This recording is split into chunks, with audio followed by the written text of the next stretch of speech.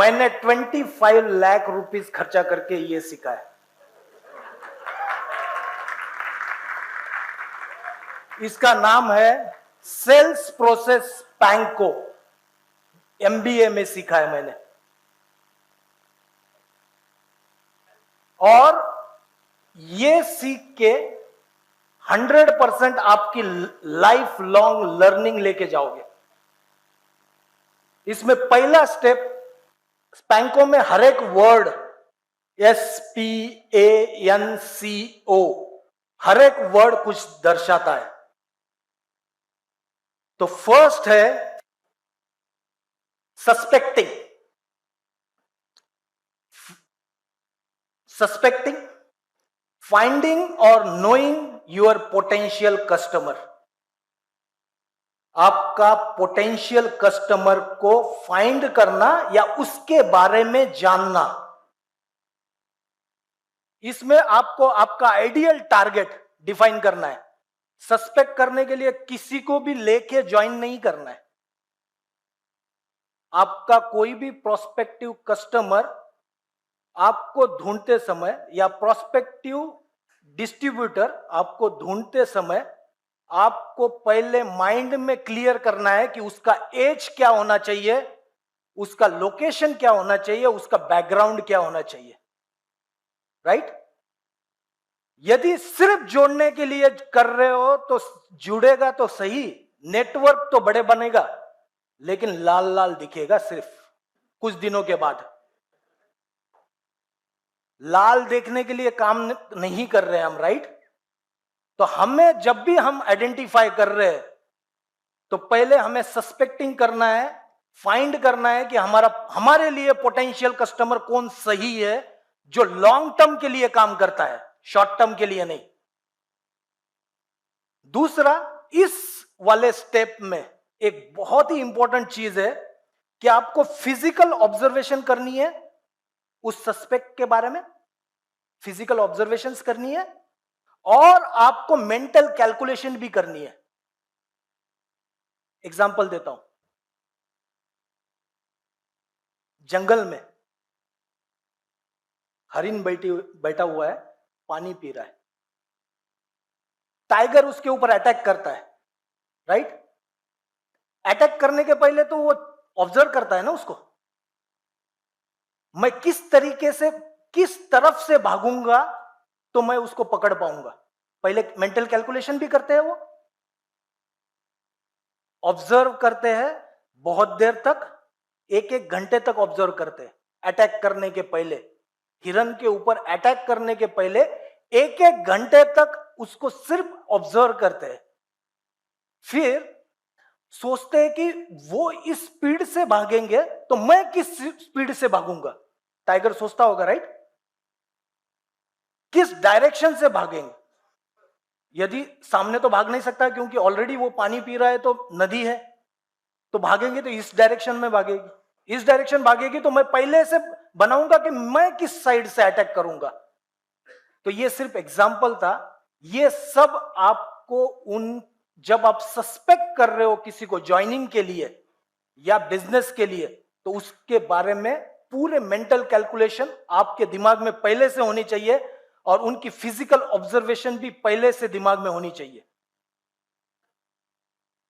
और एक चीज खास, आप जब उनको बिजनेस प्लान देने जाने वाले हो फ्यूचर में, उसके टाइम पे वो आपको किस किस टाइप के क्वेश्चन पूछने वाले हैं, वो आपके पहले से रेडी होने चाहिए। यदि उन्होंने ये क्वेश्चन पूछा तो मैं क्या आंसर दूंगा। प्राइस ज्यादा है, क्वेश्चन आएगा। राइट? कोई पूछता है प्राइस ज्यादा है, तो हमारे आंसर रेडी होने चाहिए। इसके ऊपर मैं एक सवेरे स्टोरी बताई थी, फिर से बताना चाहता हूं मैं, यदि आप रेडी हो तो। ओके। एक काली भैंस होती है, काली होती है। ओके। हरा घास खाती है, हरा ही घास होता है वो भी बोलोगे आप, और सफेद दूध देती है, पता है? बोल रहे होंगे क्या यार, क्या सिखा रहे हो मुझे। लेकिन दो आदमी थे, एक था एक बहुत अच्छे दिमाग वाला आदमी और दूसरा एक आदमी था जिस एकदम साधारण सा आदमी। जो बहुत दिमाग वाला आदमी था वो उस भैंस को अपने लैब में लेके गया और 3 साल तक रिसर्च करने लग गया कि काली भैंस ग्रीन कलर का घास खाती है, सफेद दूध क्यों देती है। दूसरी तरफ जो साधारण सा आदमी था उसने क्या किया, दूध निकाला, खुद पिया, बच्चों को पिलाया, सेहत बनाई, बचे हुए दूध से पनीर बनाया, मार्केट में बेचा, पैसे कमाए, घर बनाया।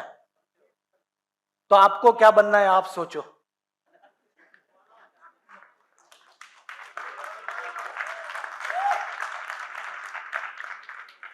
आपको क्या करना है आप सोचो। डिसेक्शन करना है, पूरी साइंटिस्ट की स्टडी लगानी है, या फिर उसका फायदा लेके, हीमोइम का फायदा लेके बेच के सबका जीवन सुधारना है और अपना भी जीवन सुधारना है। आप देखो।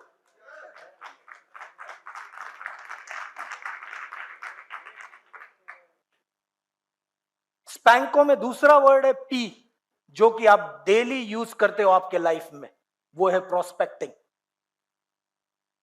करते हो राइट, आप लोग प्रोस्पेक्टिंग करते हो, लेकिन उसके पहले का स्टेप नहीं करते हो, सस्पेक्टिंग वाला। वो करना बहुत जरूरी है।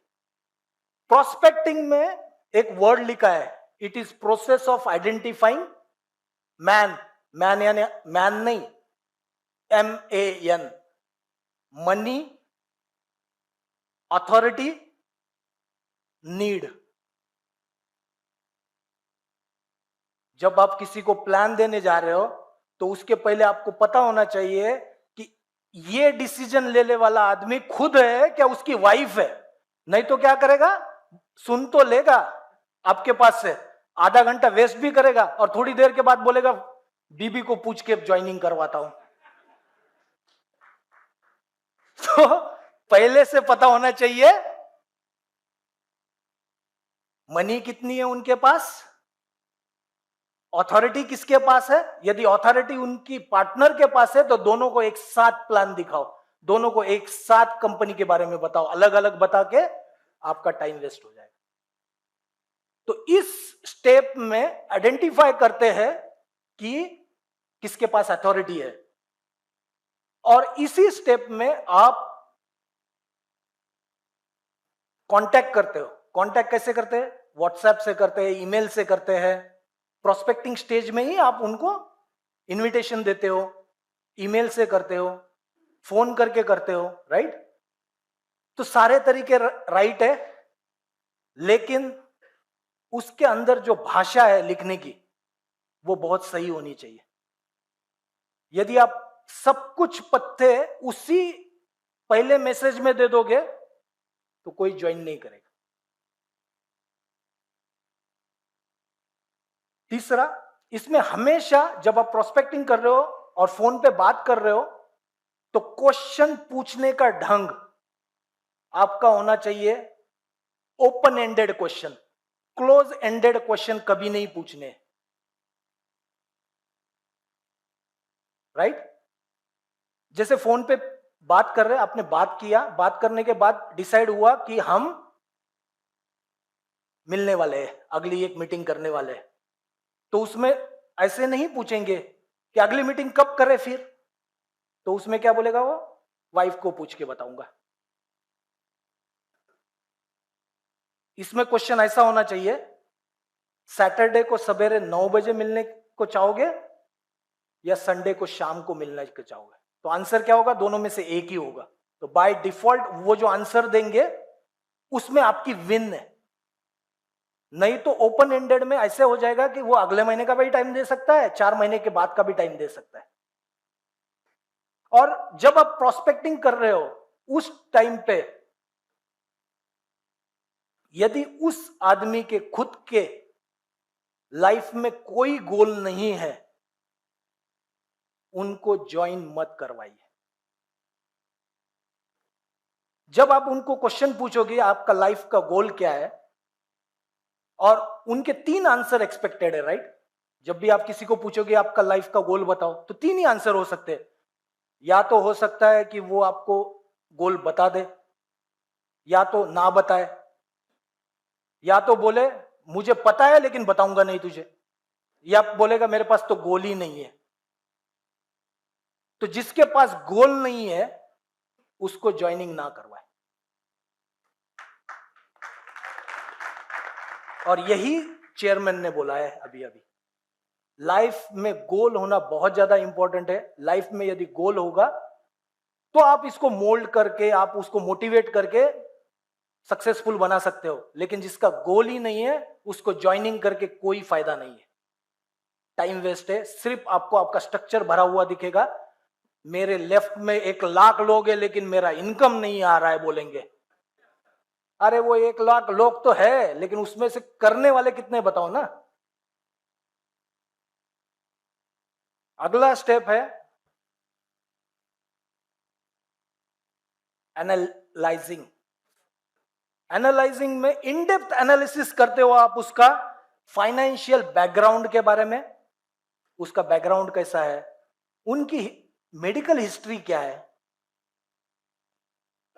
उनका लाइक क्या है, डिसलाइक क्या है। ये सब आप इस फेज में स्टडी करते हो ताकि आप उनको सजेस्ट कर पाओ कि कौन से प्रोडक्ट आपको देने हैं उनको। यदि आपको मेडिकल हिस्ट्री पता है, आपको यदि उनकी फाइनेंशियल सिचुएशन पता है, यदि आपको उनके लाइक्स और डिसलाइक पता है, तभी तो आप उसको रिकमेंडेशन अच्छे से दे पाओगे कौन सा प्रोडक्ट यूज करना चाहिए। इस फेज में, ये फेज होता है जब आप उनसे 1-to-1 मीटिंग करते हो। प्रोस्पेक्टिंग तक आपने सिर्फ मैसेज से या फिर टेलीफोन से या ईमेल से कांटेक्ट में रहे, लेकिन एनालाइज फेज आप तब करोगे जब आप 1-to-1 मिल रहे हो और बहुत सारे क्वेश्चन पूछ के। अगला फेज है निगोशिएशन। इस निगोशिएशन फेज में आप एनालिसिस फेज के ऊपर डिसाइड करके कुछ प्रोडक्ट सजेस्ट करोगे, उनको डेमोन्स्ट्रेट करोगे, उनको बताओगे कि ये प्रोडक्ट हमारे पास सबसे अच्छे क्यों है, उसकी खासियत बताओगे। इसमें आप अपसेलिंग भी कर सकते हो, क्रॉस सेलिंग भी कर सकते हो। यानी किसी ने यदि देखे प्रोडक्ट, आपने उनको हेड्रा सेट रिकमेंड किया, तो आप लगता है कि इनकी फाइनेंशियल सिचुएशन अच्छी है, तो आप पिच इन कर सकते हो, फेम ले लो, एब्सोल्यूट ले लो, इससे ज्यादा बेनिफिट आ जाएगा। या क्रॉस सेलिंग कर सकते हो कि टूथपेस्ट तो दिया था, उसके साथ हिमोइम भी दे दो, तो अलग से कैटेगरी दे दी आपने, तो इसको क्रॉस सेलिंग बोलते हैं। अपसेलिंग यानी उसी कैटेगरी का ऊपर का प्रोडक्ट, क्रॉस सेलिंग यानी अलग कैटेगरी का प्रोडक्ट। तो इस निगोशिएशन के दौरान आपको फिक्स करना है कि कौन से प्रोडक्ट वो लेंगे। इसका अगला स्टेप है कंक्लूजन। कंक्लूजन में आप कंफर्म करोगे कि क्या क्या देने वाले हो, उनका यूसेज बताओगे, उनका कॉशन बताओगे कि क्या कैसे लेना चाहिए, कैसे लेना चाहिए, कैसे नहीं लेना चाहिए, और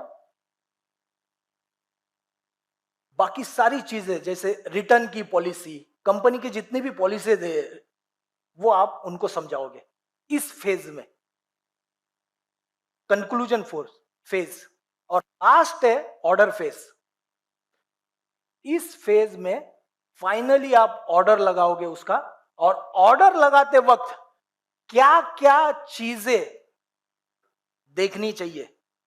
जैसे कि मोबाइल परफेक्ट होना चाहिए, यदि मोबाइल परफेक्ट नहीं होगा तो ओटीपी नहीं आएगा, डिलीवरी एग्जिट नहीं होगी। तो ये सारी चीजें ऑर्डर लगाते समय, कैश पेमेंट लोगे, कार्ड पेमेंट लोगे, पेमेंट कैसे करोगे, आपके आईडी से खरीदोगे, मेरे आईडी से मैं आपको डिलीवर करवाऊं, एजुकेशन सेंटर पे डिलीवरी लोगे क्या आपके घर पे भेजना है।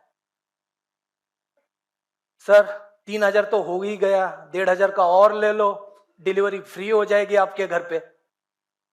ये सारी चीजें आप ऑर्डर फेज में कंप्लीट करोगे। क्या हम यूज कर सकते हैं इस टेक्निक को हमारे यहां पे? Thank you everyone, thank you very much.